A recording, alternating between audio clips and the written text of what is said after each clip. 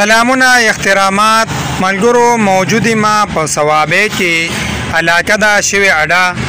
بجلی باره کې عوامو احتجاج کړی دی د شوی اډې چې کم مین چوک دی هغه بند کړی دی ترانسپورت بند دی د ګاډو لوی قطارونه ولاړ دي خو زه دلته دا یو خبره ډیر په عاجزانه درخواست کې کومه پرامن احتجاج د هر انسان حق دی خو داسې احتجاج نه چې بل مسلمان ته په تکلیف رسی بل انسان ته په تکلیف رسی تاسو وینئ چې امبولانس په دې رش کې پساو شوی دی او امبولانس والا دغه چغې وایي چې ما سره مریض سیریس دی تاسو ته په ویډیو کې د امبولانس ښکاري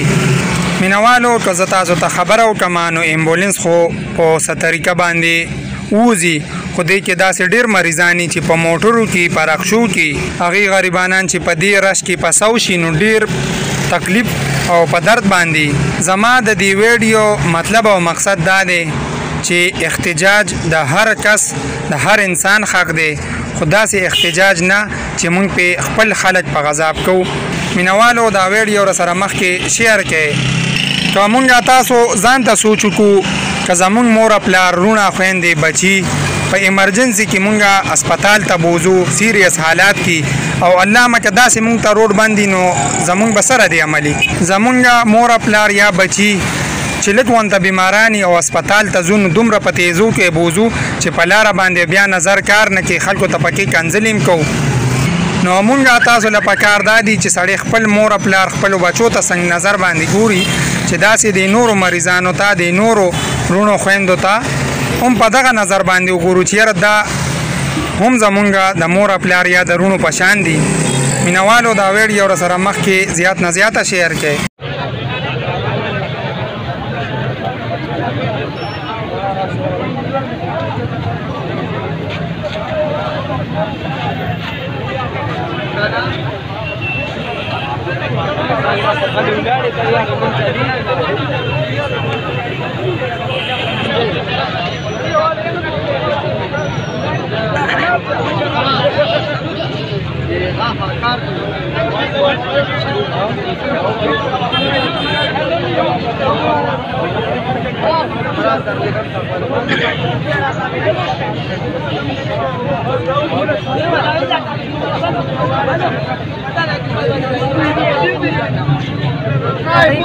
ومونږ په دې روډ باندې ناسو کومه خله هر سره راځي زموږ له ویکسین او د واقعي اعلی حکام کړي هغه بدل د ځان نه راځي او زموږ مسله به حل کړي هغه پورې د دې نه نو بالکل باندې نو هلا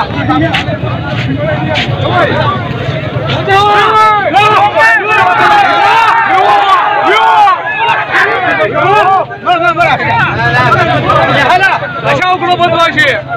Hala, stop ka! Bine, mă! Legalo!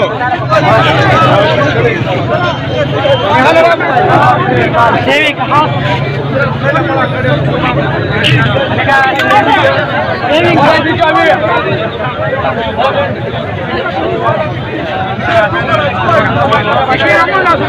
Sevi ka